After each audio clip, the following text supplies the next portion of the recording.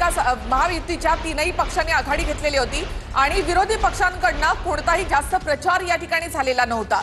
अर्थात भाजप 111, शिवसेना 39, राष्ट्रवादी 31 जागांवर या ठिकाणी आघाडीवर। सिंधुदुर्ग शहर विकास आघाडीचे उमेदवार संदेश पारकर आघाडीवर आहेत। त्यांच्या विजयाचे बॅनर या आधीच परिसरामध्ये लागलेले आहेत।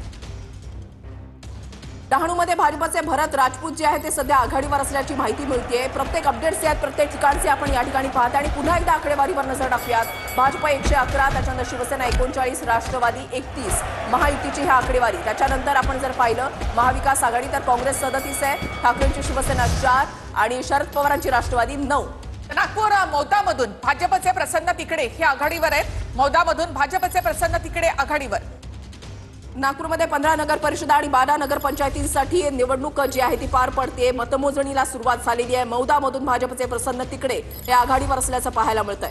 भाजप 111 आणि या ठिकाणी शिवसेना 39 तर दादांची राष्ट्रवादी 31 जागांवर या ठिकाणी आघाडीवर। महायुती 181 तर महाविकास आघाडी 51 जागा।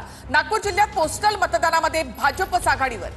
विदर्भामधला नागपूर हा विभाग जो आहे तो भाजपचा गड मानला जातो आणि या ठिकाणी पोस्टल मतदानामध्ये सध्या तरी भाजप जी आहे ती आघाडीवर असल्याचं पाहायला मिळतंय। नागपूर जिल्ह्यामध्ये भाजप पोस्टल मतदानामध्ये आघाडीवर असल्याचं पाहायला मिळतंय। आपण आकडे या ठिकाणी पाहूयात। भाजप 111, शिंदेची शिवसेना 39, काँग्रेस 37 आणि राष्ट्रवादी काँग्रेस 31, तसंच शरद पवारांची राष्ट्रवादी 9 आणि ठाकरेंची शिवसेना या ठिकाणी 5 जागांवर। अर्थात यामध्ये महायुतीचे तीनही पक्ष इथे आघाडीवर आहेत तर काँग्रेसही राष्ट्रवादीपेक्षा थोडीशी कुठेतरी आघाडीवर असलेली या ठिकाणी पाहायला मिळते। नागपूर जिल्ह्यामध्ये पोस्टल मतदानामध्ये आता भाजप जी आहे ती आघाडीवर असल्याचं पाहायला मिळते।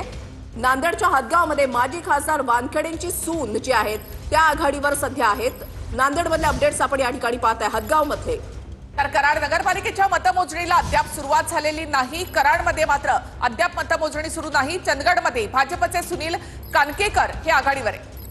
कोल्हापूरमधले अपडेट्स आपण या ठिकाणी पाहताय। चंदगडमध्ये भाजपचे सुनील कानकेकर हे सध्या आघाडीवर असल्याची माहिती जी आहे ती मिळते। कोल्हापूरमध्ये 11 नगर परिषदा आणि 2 नगर पंचायतींसाठी मतमोजणी सुरू झालेली आहे। कराड नगरपालिकेच्या मतमोजणीला अद्याप सुरुवात झालेली नाहीये।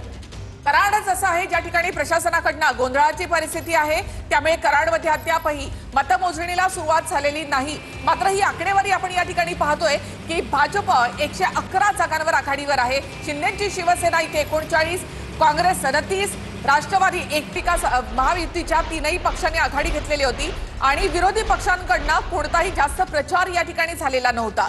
अर्थात भाजप 111, शिवसेना 39, राष्ट्रवादी 31 जागांवर या ठिकाणी आघाडीवर।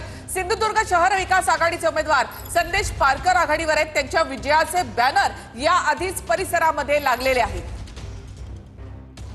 डहाणूमध्ये भाजपचे भरत राजपूत जे आहे ते सध्या आघाडीवर असल्याची माहिती मिळते। प्रत्येक अपडेट्स आहेत, प्रत्येक ठिकाणचे आपण या ठिकाणी पाहता आणि पुन्हा एकदा आकडेवारीवर नजर टाकूयात। भाजप 111, त्याच्यानंतर शिवसेना 39, राष्ट्रवादी 31, महायुतीची ही आकडेवारी। त्याच्यानंतर आपण जर पाहिलं महाविकास आघाडी तर काँग्रेस 37 आहे, ठाकरेंची शिवसेना 4 आणि शरद पवारांची राष्ट्रवादी 9। नागपूर मौदा